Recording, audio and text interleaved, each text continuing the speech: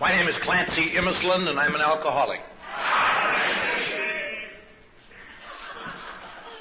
And I'm very glad to be here this morning, safe and sane and sober, as I like to say, because I didn't used to be, and I may not be again someday, because the streets are full of people who used to be safe and sane and sober in Alcoholics Anonymous, and somehow forgot why they were here. And it's a funny thing, when you remember that you are vulnerable, you will keep doing the things that will keep you sober. If you start thinking you are invulnerable, there's no reason to keep doing them, and sometimes you find you're very vulnerable. That's rather convoluted logic, but I understand it.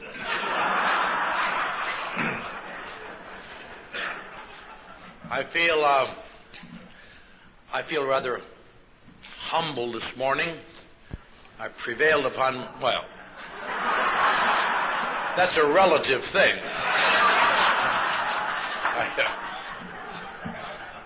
Might seem arrogant to newcomers, but I prevailed upon my wife to come and hear me talk this morning. She comes about every 8 or 9 years to hear me talk. And she wasn't going to come this morning, but I told her I'd get her a free ticket to the Al-Anon luncheon. So she's always told me that she hears enough around the house. She doesn't want to hear any more on the road. But I'm glad she's here.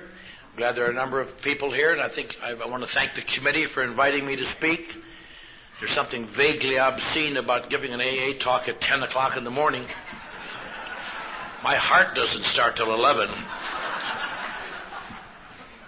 But I'm glad I'm here. I very much enjoyed the meeting last night. If those of you who were not here, those of you who were here heard it. Bob P., our general manager of the AA World Services in New York, who I have been present, I guess, during most of the regimes of the AA World Service general managers, and he, in my opinion, has the greatest ability to reconcile dissident factions of anyone I've ever seen. He really does a remarkable job. You think it's tough in the central offices where there's only a couple thousand people calling every day complaining. In New York, it's just a barrage of things going on, and I have always admired and respected his ability to do that. I would hope that another 10 or 15 years I will develop that. But at the moment I haven't.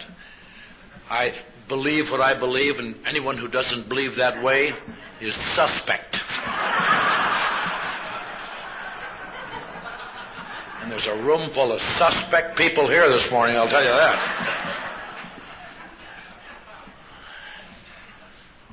We have a group of folks here from Little Rock, Arkansas, who are visiting. One of them is legitimate. He's our spiritual speaker on Sunday morning. The rest are they'd just like to see what big cities are like and have a little fun and get used to walking on sidewalks. Although it is hard, they're getting blisters on their toes. I used to drink alcohol. Now that takes care of the AA part of the talk. Now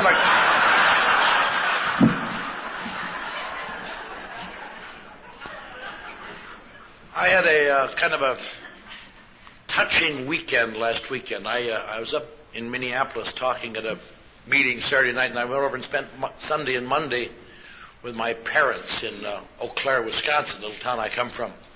And they're both old and feeble, and neither one of them are going to get better again.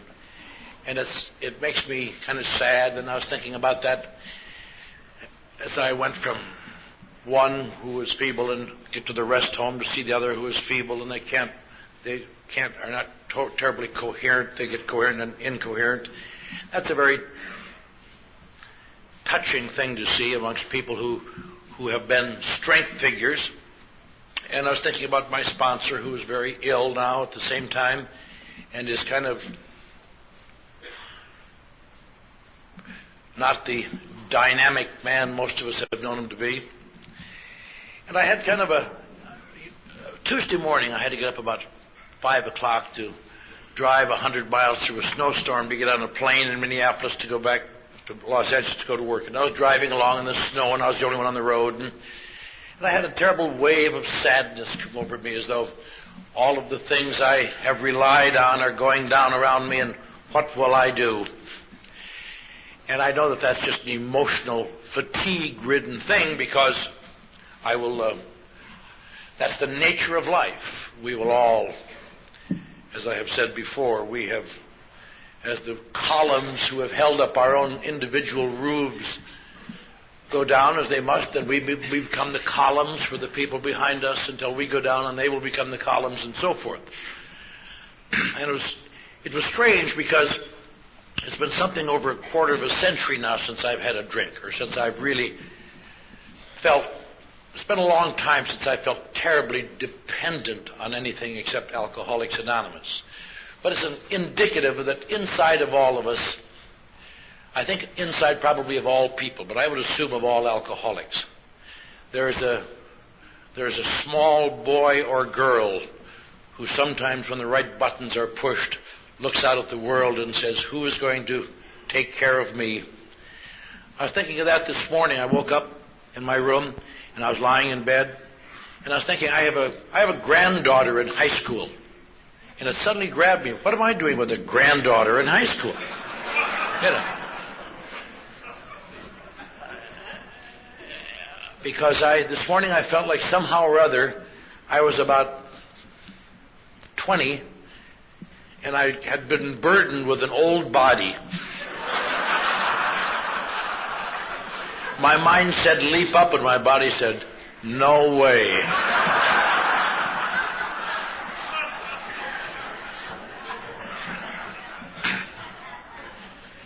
And it continues to remind me of the basic conflict that goes on in me, and I presume all people like me. We have come here, we have been exposed and hopefully trained in a program of recovery that gives us goals to achieve, and goals of superior stability, at least in most areas of the world, of some emotional solidity. And coupled with all of these wonderful things we are trying to achieve, we are trapped inside of a very human person. And it has been said many times, no matter how hard you work the program, you never rise above human being. And human beings are not always fun to be in. They're capable of great wonderfulnesses, followed immediately by petty little crap. All the information comes out of one hole, and it's hard to tell which is the chocolate ice cream some days. That isn't it. And we are, I think that is the great problem and the paradox of all of us. We live in a world of in a society of fine ideals, and each of us are in our own way short of those ideals. I think one of the great things I was read this morning, it's a good thing to remember, because sometimes we get so caught up in the verbosity of the podium or in the discussion group, where sometimes people get progressively more perfect as you go around the table. Sometimes the one who's going to speak last can't wait. He rushes off to be lifted bodily to his heavenly home.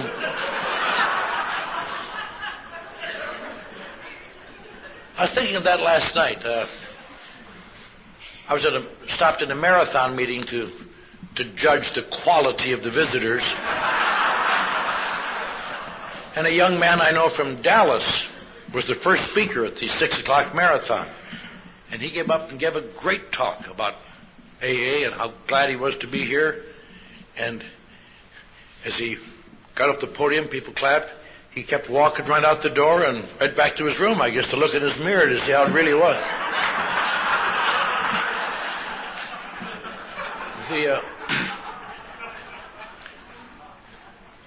But all of us, it seems to me, have to be very careful that we do not get trapped in an image. Probably there's nothing more deadly that I know of that is more critical for people who've been sober longer than 20 minutes. And that is to keep from falling into that image that I must look good at all times, and if I don't, I will withdraw. I have discovered one of the great truisms of Alcoholics Anonymous, and that is this: making mistakes does not make you drunk. True story. Making mistakes does not make you drunk. If making mistakes made you drunk, we'd all be drunk.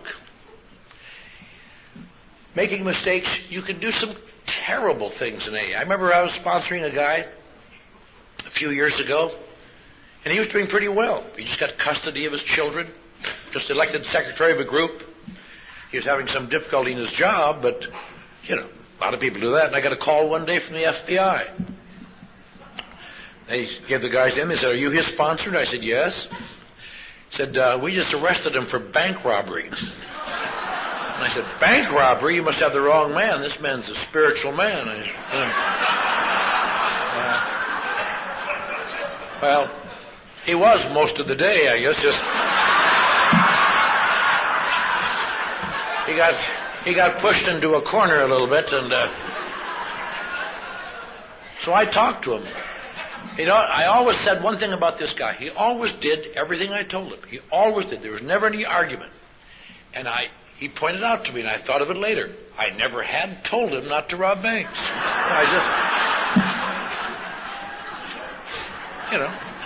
He thought I gave him a little latitude in that area. The odd thing was, he was holding up this bank to get money to fix his car so he could support his children. And unfortunately, after he'd robbed the bank and came outside, he couldn't get his car started. And so the guard came out and put a .45 in his ear and said, "That's all, So they sentenced him to the federal penitentiary at Terminal Island. But to show you what the virtue of a good training will do, he became secretary of that group down there, by God.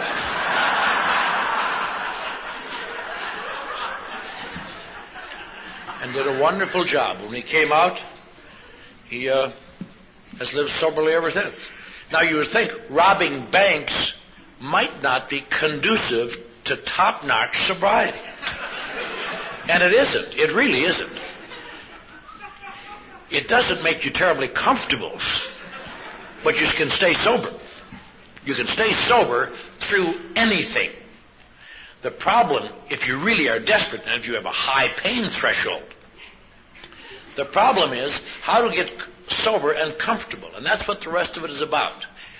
And you come to understand making mistakes does not make you drunk. Defending mistakes can make you drunk. When you have to prove that it isn't the way it is, and you have to start a tissue of fabrication and fantasy to enable you to keep your image that it really isn't the way it is, it's this way. And pretty soon you get back to that old fantasy Bob was talking about last night. Where it's hard to tell what's real and what isn't real. And it's very, very difficult to do that because the world is different somehow. And other people don't see it that way. It's almost like a temporary psychosis you go into. You live in a world that nobody else can see. And then you are pushed into the corner, and pretty soon the desperations come back, and pretty soon you're gone. I lived most of my life in that sort of way. I lived most of my life drifting in and out of fantasy situations that I could believe, but no one else could see. That it isn't really the way you see it. It's this way. And people said, no, it isn't. And then I could feel persecuted. You don't understand. I suppose, a few years ago, in the late 1950s, the only major study of alcoholism that I know of, really major study of alcoholism, except for the incidental scientist who discovers that alcoholics can drink again. It's an interesting thing. You see in the Times, was it Thursday morning? Two 2 more scientists had discovered alcoholics could drink, and the survivors of his test are suing him for, what, $11 million? If they can get their counselor to file the papers. But the only major study of alcoholism I've ever known of that's really a big one, and that is the one that was held at Yale University in the late 1950s, the Yale Institute of Alcoholic Studies it was called. And they studied alcoholics from all over. They studied different psychological backgrounds and sociological backgrounds and intelligences, and they took psychological profiles, and they took everything. And they had tests that give known alcoholics alcohol and known non-alcoholics the same amount of alcohol, and see if they could determine some kind of a difference between them and why they acted differently. And I've often thought about that. That would have been fun to be in that test the day they offered 2 drinks in their test. Here's your second drink. Thank you. Well, that's all the test for today.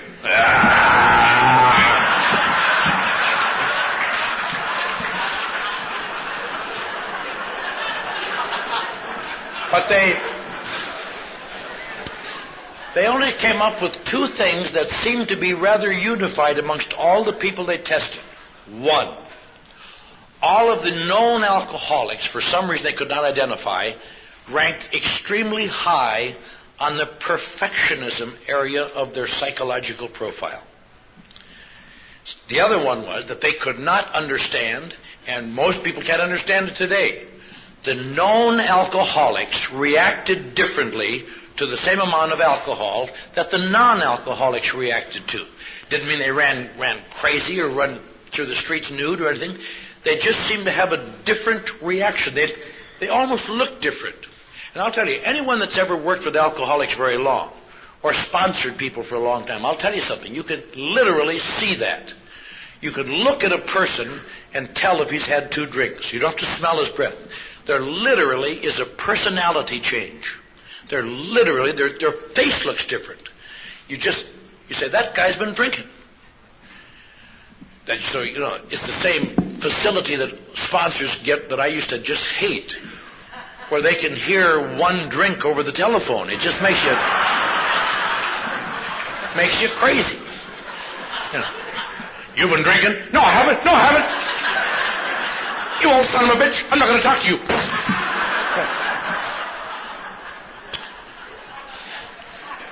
But there's one other thing, I suppose. They had no way of testing this that I don't suppose at that Yale Institute.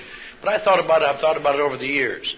The other thing that possibly they could have identified everyone having there, but they have no way to test for it except to the individual reaction. The other third factor that I have ever seen, I'm sure you have seen too, that's present in all alcoholics, known alcoholics, practicing alcoholics, and often sober alcoholics. And that is a deep-seated, absolute knowledge that my case is different than yours. Now that sounds kind of funny, but that kills over 90% of people like you and me. And a lot of them have been in AA. And they've come here and said, yes, but my case is different. I see them almost every day down on Skid Row. I don't suppose there's ever been a week gone by that I haven't seen people who I used to know in Alcoholics Anonymous, who were apparently doing a little better, but got trapped into that, but my case is different. And they hide behind their image. Everything is all right. But deep in their heart they know they don't understand. And I think that's the most deadly aspect of this disease. The inability to understand the nature of the illness. It very nearly killed me.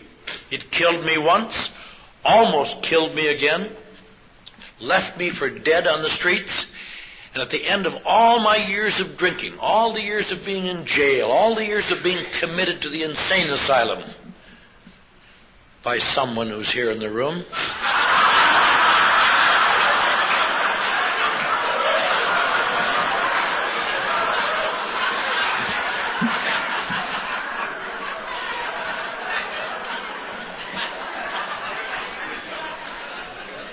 We occasionally get letters in the mail unsigned with amounts of money in the envelope saying, "Charlotte, do it again, do it again." Well, I suspect they're from people who I've just told to take their fourth step. But losing everything, losing my family, losing my occupation, losing my home eventually losing my front teeth. You know, you can get new families, you get new homes, and you can get new occupations. But when you've lost your front teeth, that's like our book says in chapter 3. We are like men who have lost their front teeth. We never grow new ones. Or whatever it says, I don't know. I just read the 24-hour-a-day book.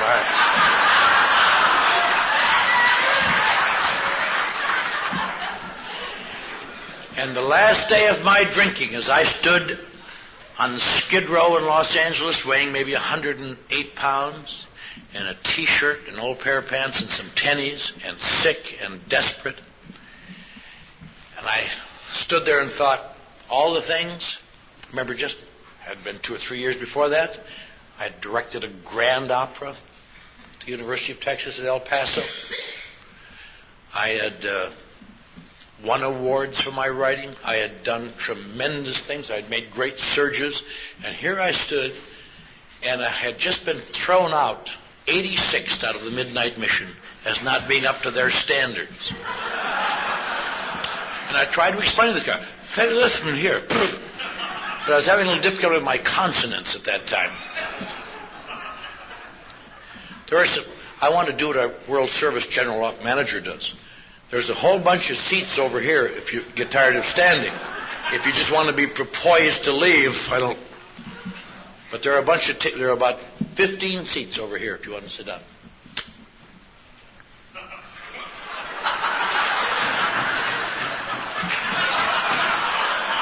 We have a couple here in the loge.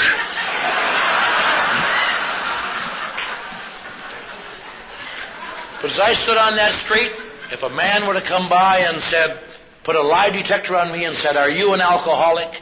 I would have said, "No, I'm not." And that needle wouldn't have quivered. Because I had been going to AA off and on for 9 years by that time. I had been in psychoanalysis. I had been in metaphysics. I had read all sorts of books. And I knew one thing. Based on all of these things, somehow my case was different, and I could not identify how. And I used to think, maybe there's been a genetic foul-up. Maybe I should have been born in a different century or a different country or with a different background or something. But something is just...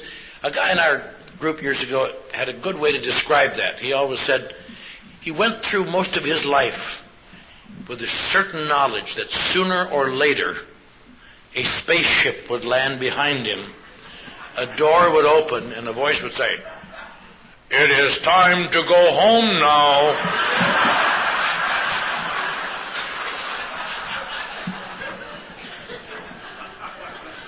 Kind of a reverse Superman. He came to Krypton where they were superior. I came from Inferiorville where there was an uphill battle all the way. And I knew my problem was not alcohol. My problem were the emotions and my abilities to perceive the injustices and my ability to see that the world was jam-packed full of crapheads. And that if I only would have found the place I fit, I would have been something. Because I was almost something time after time after time. That place where I directed an opera. A year before that, I was playing piano in a whorehouse in San Francisco. Now, that's kind of a quantum leap to respectability. I ran into a guy I'd been in the Navy with, and we hitchhiked. We hitchhiked to Texas, and I started off at a little job, and a year and a half later, I brought my family in where they'd been waiting patiently on a frozen farm in Wisconsin. They were always a town or two behind. None of our children ever ran away, but Daddy was gone a lot. In fact, when they were reading chapter 3 this morning, It's a funny thing that in there it talks about, it didn't get to that part when they read it, but the things people like us do when the heat is on, like changing from scotch to brandy and drinking beer only, or drinking only at work, or not drinking at work, or taking a trip or not taking a trip, or swearing off with or without a solemn oath, or reading spiritual literature. It goes on and on. I read that a few years ago and I had to laugh. I had tried everything in there except one. I never tried not taking a trip.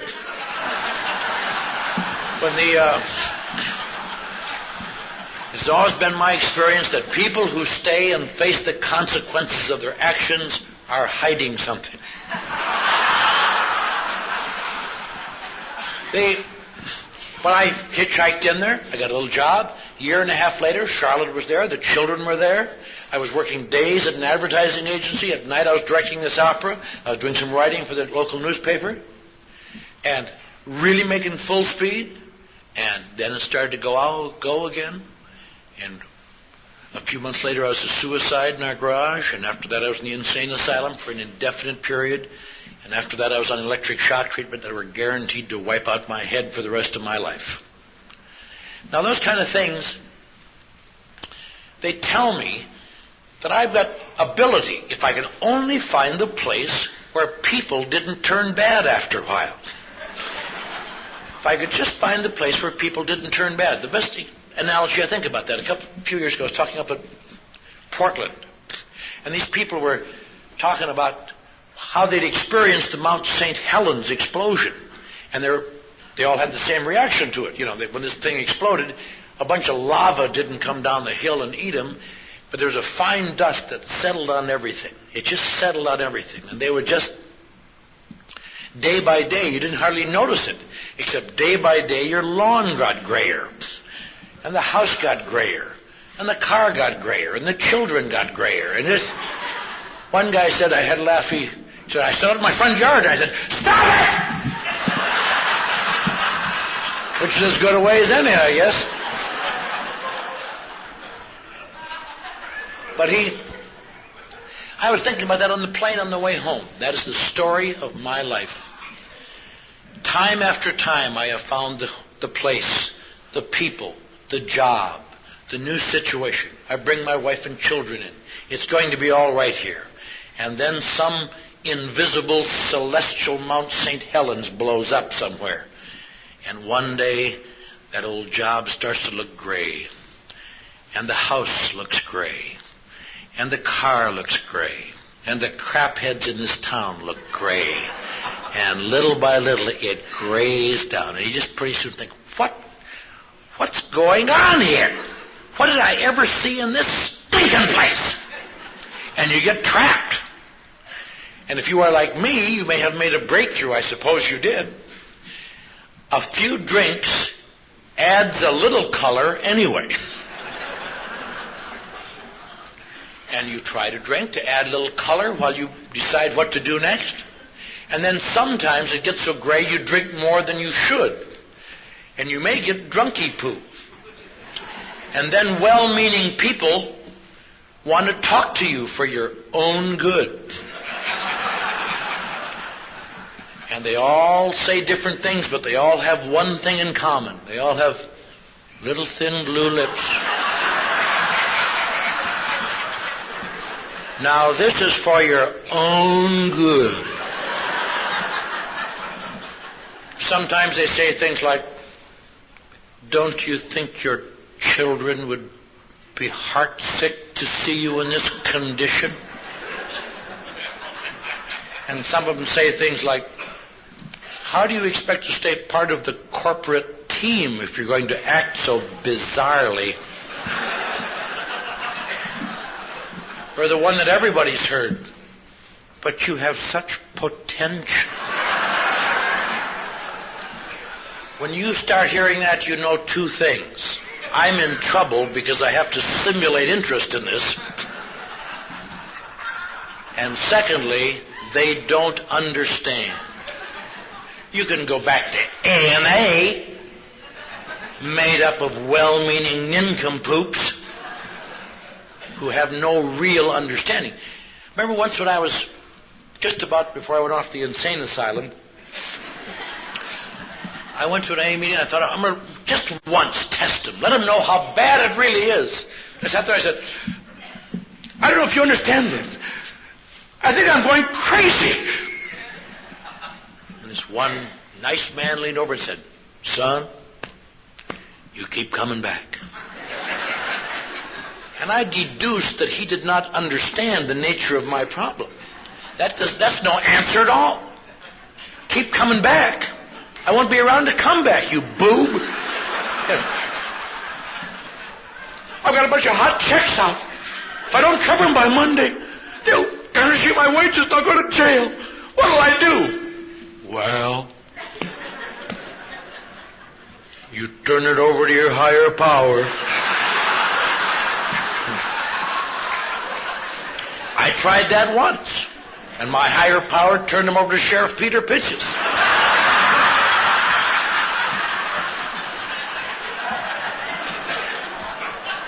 I knew one thing. My web was too tangled for the well-meaning but simple ministrations of Alcoholics Anonymous. That's why I tried these other things. I went to psychoanalysis. I discovered I'd been deprived as a youth. I never knew that. It used to plunge me in depressions from time to time. Remember one day the psychiatrist saying to me, this was years later, said, you mean to say, Mr. Immelslund, in 1935 you didn't have a bicycle? And I said, no, but I got thinking about it on the way home.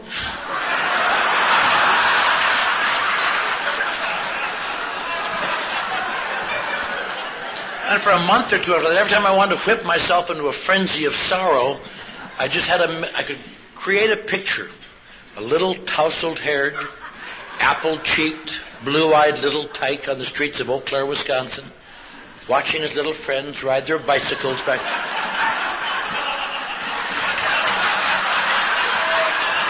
Don't worry about me. I'll go into psychoanalysis later.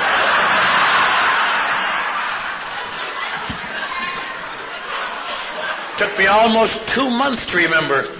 Nobody in Eau Claire, Wisconsin had a bicycle in 1935. One kid did. We thought he was a freak. We beat him up and broke his bicycle. But for people like me, psychoanalysis has a tendency to kind of fertilize your paranoia. It just... The more you learn, the more you realize you've been screwed all along. It's just no end to it. It's endless. It's an old analogy, but it's one I always liked. For people like me, not for real people, but for people like me, going into psychoanalysis and learning all these things is very similar. You get to know so much about things that it completely blinds you to the fact you're not getting any better, but you just, you know why, anyway. It's like being on the deck of the Titanic and hitting an iceberg, and the ship goes down, and everybody else rows away as fast as they can, and people like me stand on the deck and say, I'm not getting off this baby till I find out why this happened. And, the sad thing is you may find out why, but I know why.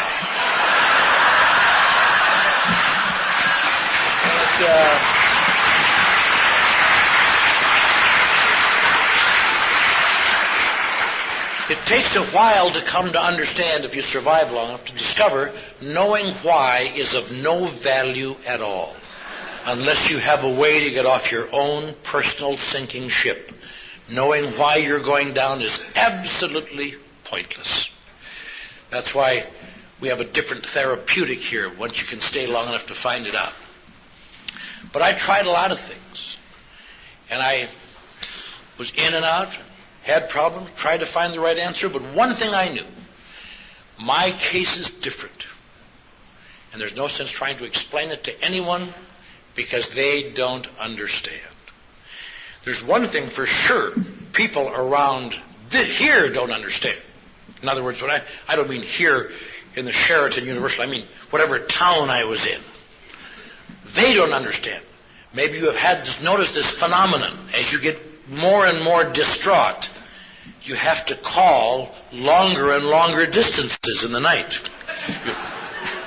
I'm going to call that girl I met in Rome. I wonder if she's still there. There's no one around here. Long-distance calls are indigenous to crazy people because there's nobody around here who understands. Maybe they do in Saskatoon, Saskatchewan. And it just seems to be so dreadful. A lot of people like me try suicide and run and all sorts of things. And I could have gone to my grave and never would have known what was happened. Someone else said this once, but it's certainly true. I think about my suicide in Texas, and I'm certainly glad it didn't succeed because I would have killed the wrong man. I never would have known that a goof like me could have stayed sober and lived comfortably. But I almost died finding that out. And a lot of people do die. I see people dying every day who are no worse and no better than I have been. I see people moving into alcoholic insanity every day. You know, there's a funny thing about in AA. I'm going to take just a moment to mention that we talk about insanity a lot here. Then we use the term alcoholic insanity and then returning us to sanity. I want to say, if I may, those are two different things. Alcoholic insanity, we get the feeling the person with alcoholic insanity is someone who's acting goofy at the meetings or making crazy middle-of-the-night phone calls or just goofy. That is not alcoholic insanity. Alcoholic insanity is a physical condition. It is a physical condition. Returning us to sanity from the insanity of being drinkers, that's the emotional condition. Alcoholic insanity is a physical condition. Alcohol is a drying out substance. That's why when you've been drinking at night, you sometimes have a fire in the morning that's burning, because alcohol dehydrates cells as it dries. And it does this enough in the brain long enough in the bloodstream, it dehydrates the brain cells. And if you dehydrate enough brain cells, you're gone, because the brain cells never revive themselves. Only two major organs do not revive themselves: livers and brains, the two we need worst. Your arm, sure, or your foot, but not your liver or your brain. But when an alcoholic brain is dried out enough, they go into what's known as alcoholic insanity. We call it a wet brain. It's a dry brain. But you'll never see very few of those around the meetings, or you won't see them anywhere, because I'll tell you where those people are. They sit in chairs, and people come and change their diapers 3 times a day, and feed them, and put them to bed, and get them up, and feed them, and change their diapers. And they never, ever, ever can get better. When you see that, it just makes the hair on the back. Most of you have never seen a case of them. I hope you never do. I see them all the time. They make me, even to this day, make me want to cry. And it's just almost the same thing as the last stages of syphilis, except syphilis at least has the decency to kill the patient. Alcoholic insanity will keep you alive 40 years in that condition. And you may come out once in a while. And that's sad if you do come out, because you come out and they say, what am I doing here? Where am I? I have a sponsor, a man whose wife is like that. And about once a year she comes to and says, Where's Kenny? And he used to rush down there, but by the time he got there, she was back in. So she never did know who he was. And it was really sad. She'll be sitting there, she'll be sitting on that porch for 30 years if she keeps her health up. And goes on and on. But I see people in alcoholic insanity. I see people dying of alcoholism. I see people dying in the secondary aspects of alcoholism. There isn't a week go by that there isn't somebody dead right around me, either sometimes from drinking, sometimes from stabbing, sometimes from a 2x4 with a nail in it through the brain, which happened last week, on and on. But that still would never have educated me, because I'm not like them. My case is different. I have feelings that other people don't seem to have. I guess they have them, but they don't have them with the intensity I have them. I studied myself indefinitely. I thought I was the only one doing that. I didn't realize I lived in a world of people doing that. I studied myself indefinitely, a lot, to try to, as they say, sift things out. I studied myself so much that probably one of the more difficult steps I had to work at AA was the 11th step. I thought if I get meditating, it may be all over again. But I came to the conclusion my emotions were like other people's, except they were more intense. I am more easily frustrated by dummies than other people are. I am less tolerant of people who don't seem to do things and don't take an interest in things. I seem to have more anxiety than other people seem to have. I know they get anxious about things, but I get anxious about things, but I get anxious for things I don't even know why I'm anxious. And that is really a drag, because I remember I thought about this years ago. When I got to the Nut House, we'd moved to Dallas, and I was working on some really big national things. And you sit in that office and think, I've got such anxiety. And I don't dare tell anybody, because they're all just simpletons. They're anxious, but they say, I'm anxious about this. I said, what if my boss came through? What if the head of that agency came through, as he sometimes did, and asked me how I was, and I told him the truth? He would puke. He said, how are you doing today, Miss Lund? Oh, I'm afraid.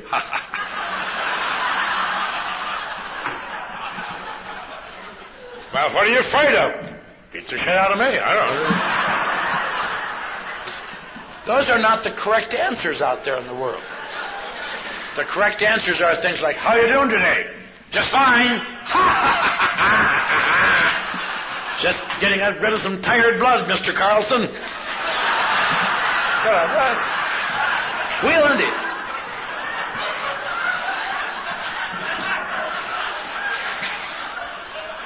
But you sit there and you simmer, and I fell into that syndrome and never even recognized it for years and years, till I was in sober a number of years. That terrible inferior superior, below you, above you, below you, above you. And the only one place that I never felt was equal to you. I'm below you, and I'll try to bring you down. I'll get above you, and I'll have contempt for you. But I can't be equal, without even being aware of it. And loneliness. I know a lot of people have loneliness. But I thought I was the only one in the world who seemed to be most lonely sometimes when I was with people. They get lonely because they're alone. And we sometimes think that's so sad. Talk about, I'm alone. That isn't sad. It's kind of nice sitting there sometimes. It's a delicious agony. You sit there, and if you're a romantic like me, you play a record, have a little drink, sing along. I'll be seeing you.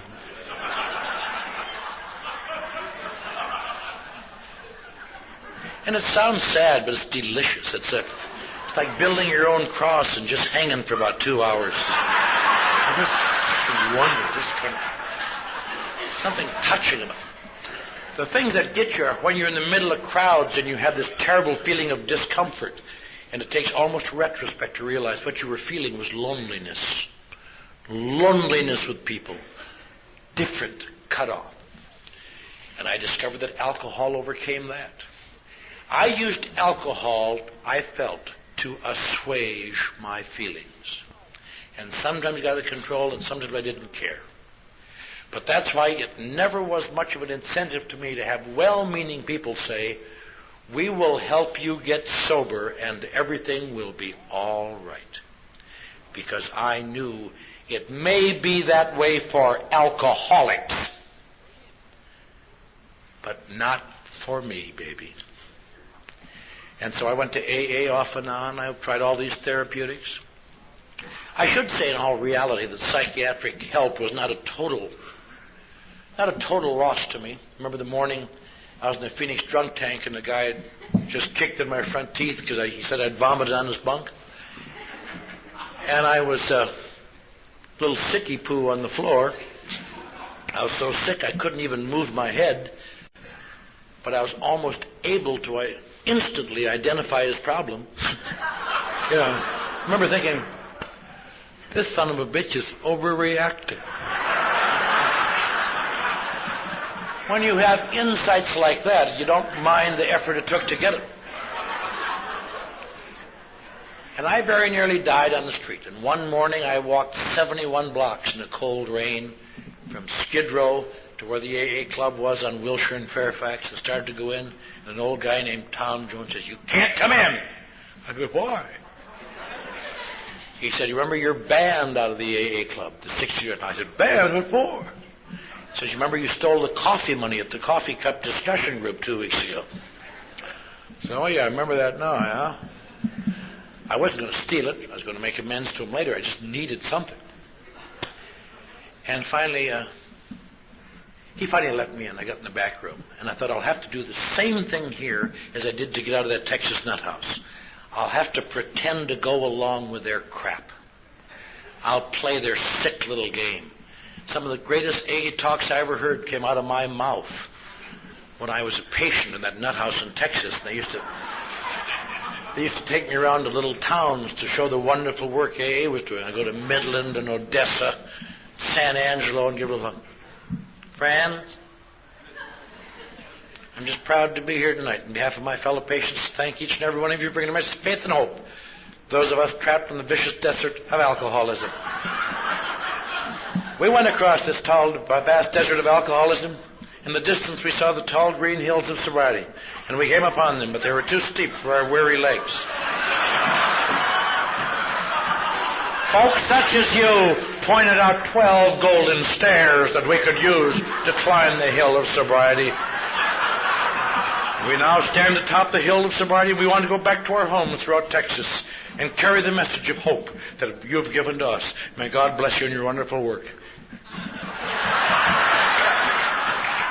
Old ladies used to cry in the audience. "Isn't that beautiful, Betty?" You could laugh. Got me out of the Texas nut house. And the funny thing is, I never had another drink till I ran out of Thorazine.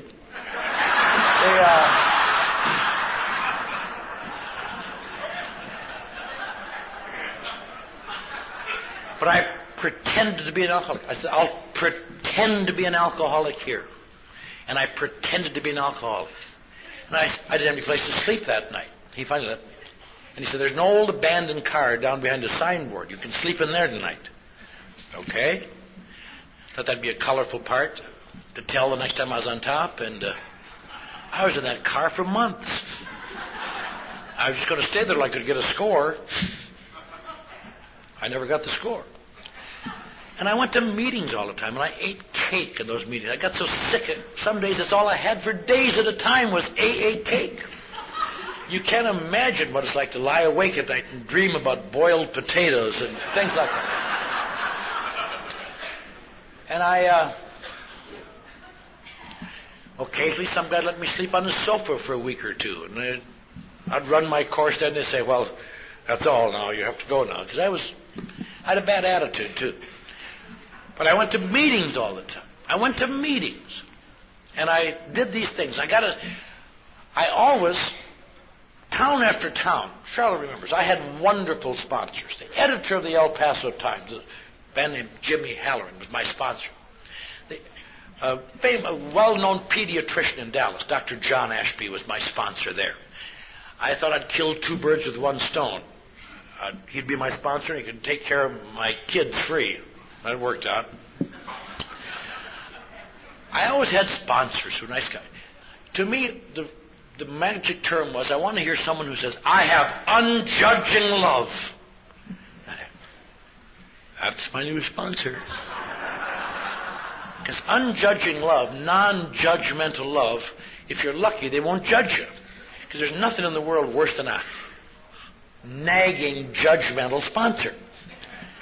And what you do in a case like that, if you're new and planning on slipping a while, get a sponsor like that, get his name, preferably someone with a lot of prestige in the community, so when you come into meetings, they say, "Who's your sponsor?" Dr. John. Oh. Don't ever talk to Dr. John, but use his name lavishly.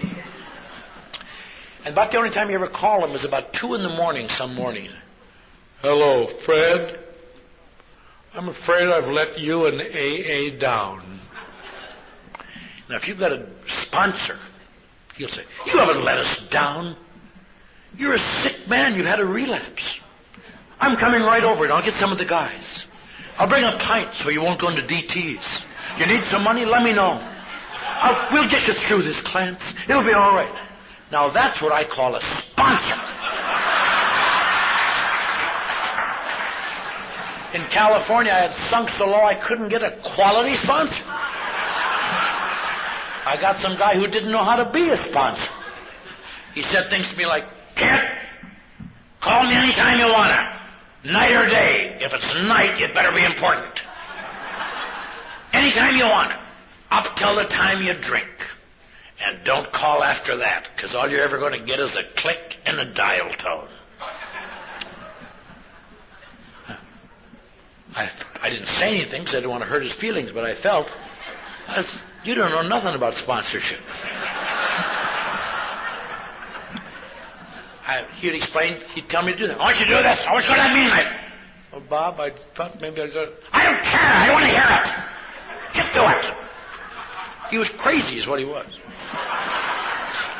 I just did anything to get him off my back. It was just hideous. I remember when I was 6 months sober, I'd lost my job as a dishwasher.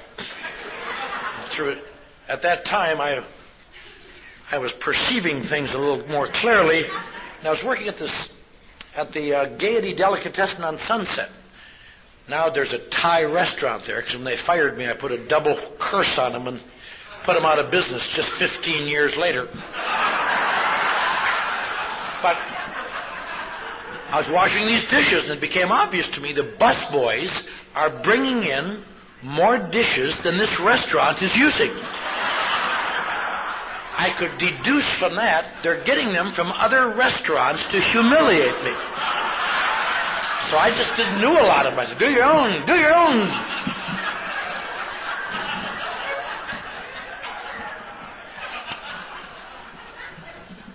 And turned out I'd miscounted, so I got fired.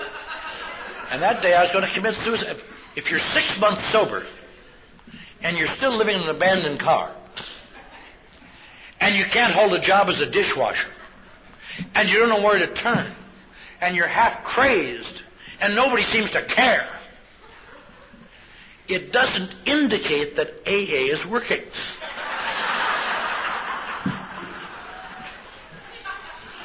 And I decided to throw myself in the ocean because I always liked Frederick March walking off in the ocean in A Star is Born.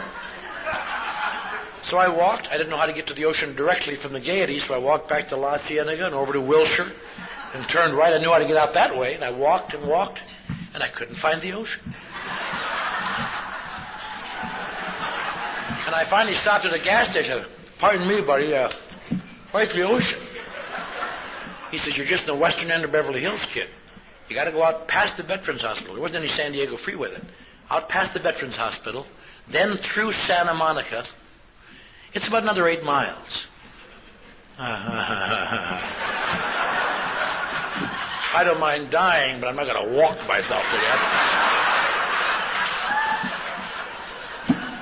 So I was so desperate, I called up my sponsor. I hated to tell him bad news because he was so intolerant, but I thought what I'd do, just once, I would tell him the saddest story I could think of and see if I couldn't break through that veneer of his. There must be some humanity inside of him somewhere. I go up, he says, hello? I said, this is Clancy, Bob. So why aren't you working? I said, let me tell you something, Bob. Let me tell you something, Bob.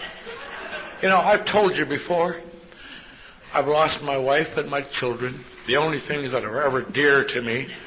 That's the position to take on the road. My parents have nothing to do with me. You know that. You know I can't. My job has been terrible. But I'll tell you, Bob, the thing I really want to tell you about is, even when I do my best, it isn't, people don't like me in the meeting. You say I should get familiar with other newcomers. Their sponsors won't let them. You know. The only time I see new old-timers, they're pointing at my car. I sit down and have coffee in the club, and other people at the table get up. It's just so sad, Bob. I have no place to turn, and nobody in the world likes me. And it suddenly struck me. This is true.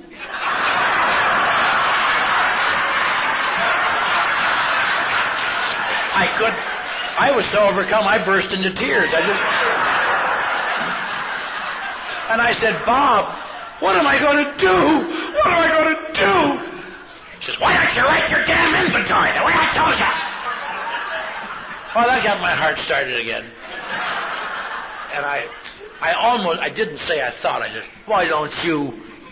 I forget what I was going to ask him. It would be fun to watch the old fool try it. I said, but Bob, and you don't understand.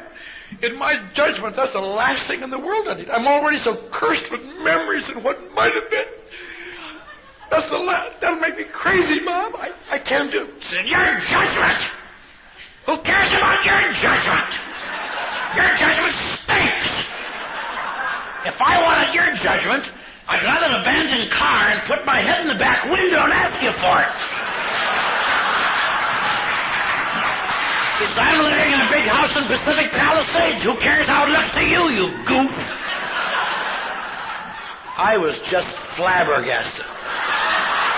I had heard of man's inhumanity to man, but nothing like this. If I would have had the money, I would have called the World Service Office in New York and just said, just want you to know there's an old-timer in California killing newcomers.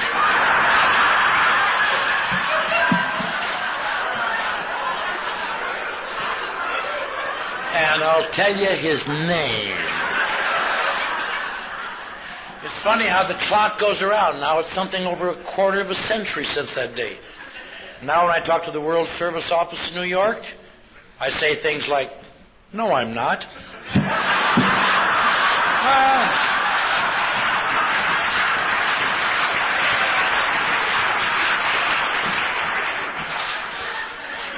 But that day I took it, the mad made me so crazy, I took an inventory, something I swore I would never do, because when you're intelligent and sensitive and have been in psychoanalysis, to take an inventory to read to someone with no training at all is ridiculous. Yeah. But I did, and it got me through. And later, I think back now, it's just amazing. The only therapy I've had since 1958 is Alcoholics Anonymous. It's steps, it's people, it's group therapeutics, it's things that have forced me out of myself, out of my introspection, out of my self-obsession, most of the time. And yet there's this definite streak still in me of a self-obsessed person that I have to fight on all the time. I think that's what they mean. They say don't get too hungry or angry or lonely or tired. Not that they're bad things, but that's when the old personality comes back, the old self-obsessed, throwing things out of perspective. Throwing things. I suppose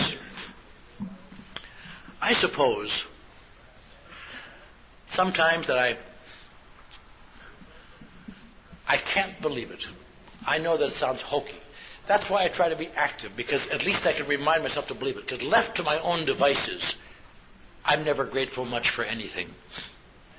There's an old truism. Betsy and I were talking about it last night. It's so sad.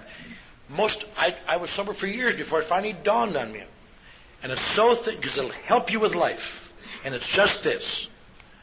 Nothing is wonderful after you're used to it. Things don't stay immaturely wonderful. They may get deeper and richer, but I'm looking for wonderful. If they don't stay wonderful, it's hideous. Some of you young folks here today still may be in the stage where your life depends upon her smile. You may have lunch today and your fingers will touch as you reach for the salt shaker. And you'll feel a spark.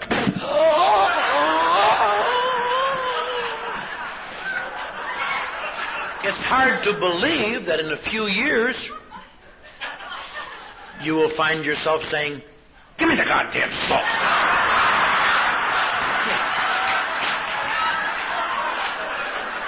Now, I have always felt that indicated the other party was going to hell. But it doesn't. It indicates that nothing is wonderful after you're used to it. And that's why people like me, and perhaps like some of you, have a tendency to take this miracle of AA for granted. I talk a miracle, but it's a miracle all the time. And I know it is, but I don't feel it sometimes because I take it for granted. I remember some years ago, 1970, I had a great chance. I was asked to talk on noon of July 4th at the International Convention, Miami Beach. And Bob and I were talking about lunch the other day. The guy that took me to my first day meeting, Homer Borum in Eau Claire, Wisconsin, was the first speaker that morning. The last speaker that was my current sponsor. And I was the noon speaker on July 4th. And I thought it would be a great ego thing, but it wasn't. It was a humbling thing. I thought, I really feel accepted by AA. And up till that time, I had been an old-fashioned guy. I wouldn't even hold hands to say the Lord's Prayer. That had come in the 60s. And my sponsor didn't hold hands, and I'm not going to hold hands. You want to be a goof? Hold hands. Wear a dress, too, while you're at it. But I was so moved, I thought, this is ridiculous. And starting then, I held hands. I did everything, But when I came back on the plane, I thought, I was working in an advertising agency downtown, doing public relations for an oil company. Not a big oil company. Medium-sized oil company. Honest oil company. Run by Americans, not Dutch. But anyway. And I thought, it's going to be wonderful. I'm going to go to work tomorrow. And they probably have never seen me with a feeling of peace like this. And my eyes are going to spell out love and understanding for the first time. I don't have to be controversial. I won't have to worry about my babies coming to me and saying, they all hate you. Learn to live with it, kid, I have. No more of that. It's all going to be together down the highway of life. And I got on the freeway in the morning in Santa Monica. I was starting downtown. Had my rear view mirror set so I could see the road, but also a little of me. I knew what they meant. The spiritual experience had flowered. No more controversy, no more anything. I went into the San Diego freeway, and a little old lady in a Toyota came off on the on-ramp. Almost killed me. Missed me by that far. The new spiritual leader of the Western states, without even blinking an eye, had his window down saying, "You crazy bitch! What the hell's wrong with you?" I chased her past La Hacienda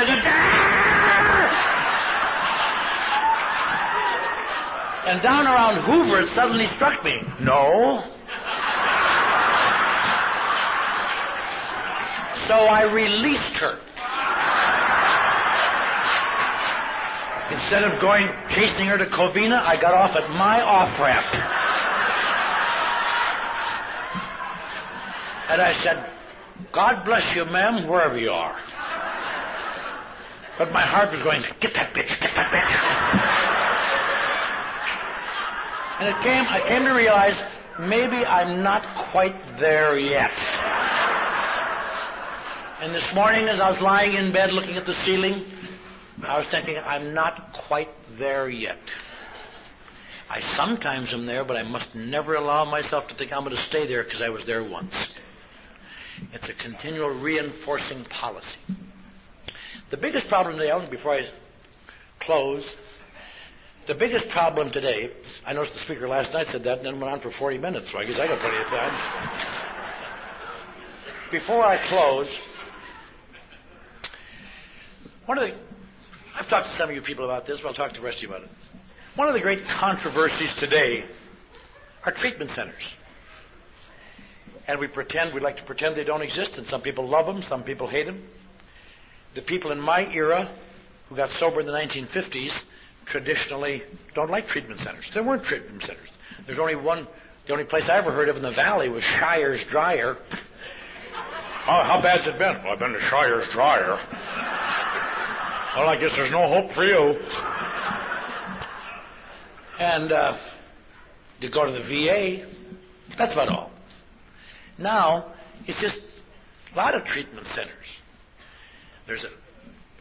As I said, last Saturday I was in Minneapolis. There were 3,500 people at that meeting, and they were clustered by the treatment centers they came out of. It looked like an Olympics, you know. I'm from St. Mary's.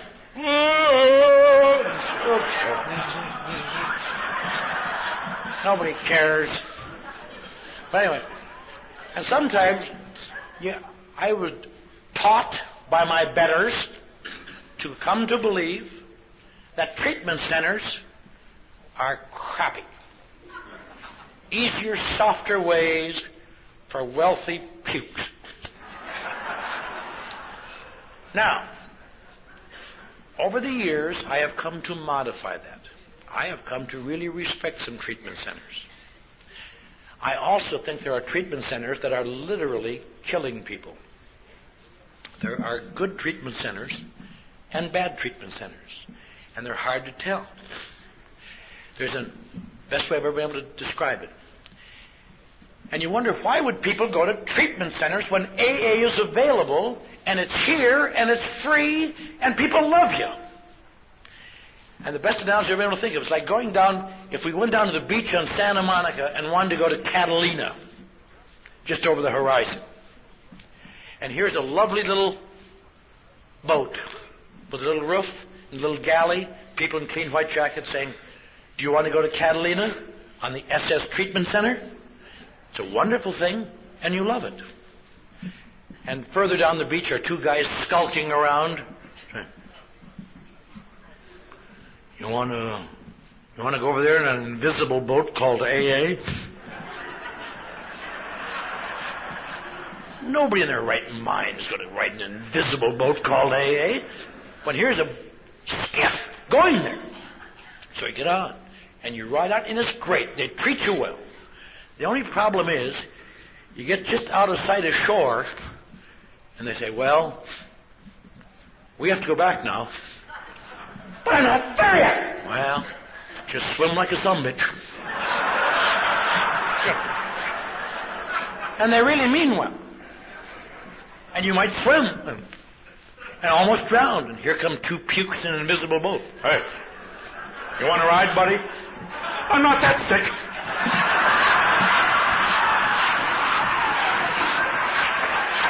And you swim some more, and here he comes again. You want to ride, buddy? Yeah. And you get in the boat and you realize, this is ridiculous. There's no boat here. What do you want me to do, you guys? Grab an oar, row like hell. I'm not that sick. Finally, you're dying, and they pull you out again. What'll I do? Better grab an oar, buddy. Oh, you crazy bastard. Now,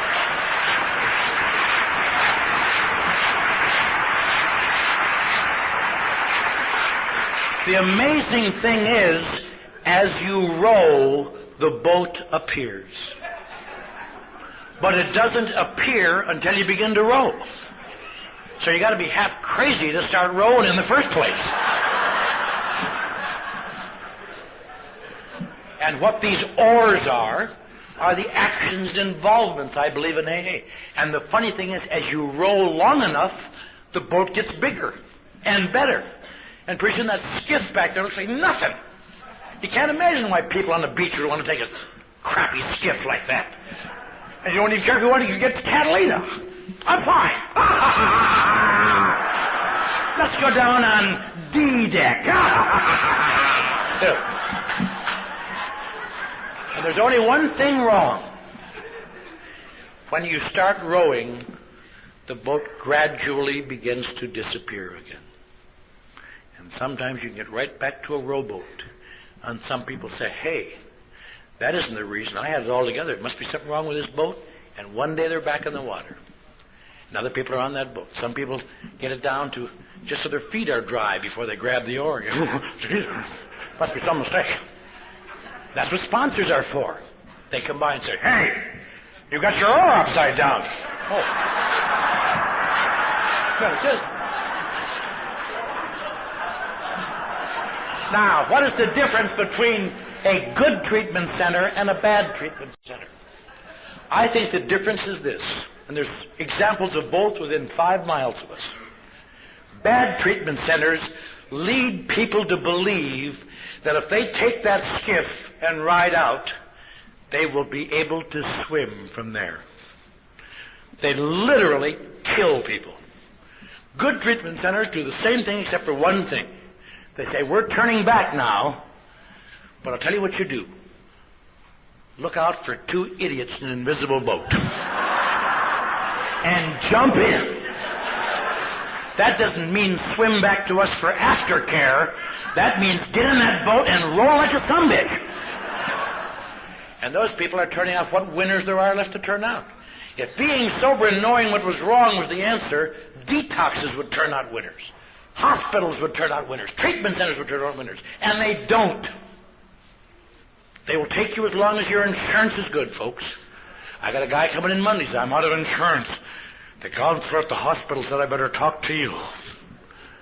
I was so sick with pleasure. Do you have any cash left? Just to cover expenses for the gas, you know. But he's drowning. Okay, get in the boat, goof. But that's what AA is about. That's what we're here for. We reinforce one another. Because after a while, rowing seems so tedious. And can't call that normal living to row and teach other people to row. When do I get to go ashore and have a little fun? And that's what that's what we have to remember. Once in a while, something will happen that will help us remember that this truly is wonderful. But the feeling won't stay, because we are human beings. We are trapped in the paradox of a body that takes things for granted, and a mind who says, yes, but what's in it for me sometimes? And bodies that get tired and cross and out of sorts and petty and get mad at AA once in a while and get mad at your sponsor once in a while and get mad at your babies once in a while and get tired of all this crap and just wonder, when do I get mine? I'll tell you. And then you go to AA and sometimes people act funny there. I heard a guy say one time, one of the great lines of all time. He's sitting in a meeting and he'd talked something about how he thought alcoholics should return to social drinking under the right conditions. And everybody jumped on him the whole rest of the meeting. What's wrong with you? Somebody come to the Iran report. And he said later, God, if a guy can stay sober in AA, you can stay sober anywhere.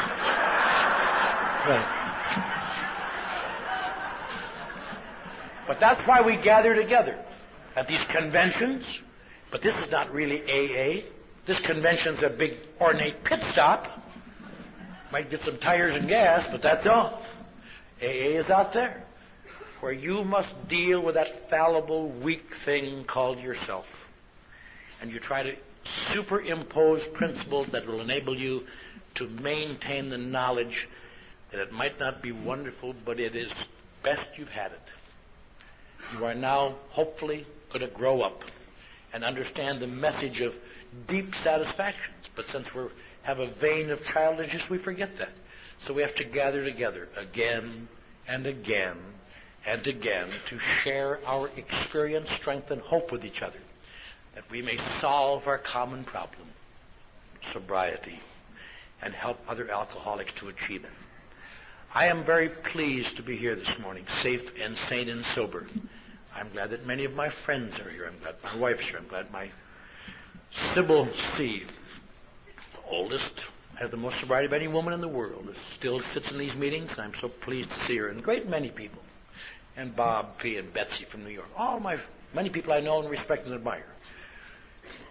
And to the newcomer in the back, I want to tell you something. They say you are the most important person in the room. I have some news for you. You are the second most important person. Because if I'm not in these rooms, it ain't going to make any difference who is. My boat's going down. I'm glad we're here together. I'm glad that through AA I've come to believe in a God that I can talk to and talk to this morning before I came down here. a God that I used to be afraid of. I'm glad that I have had a sponsor.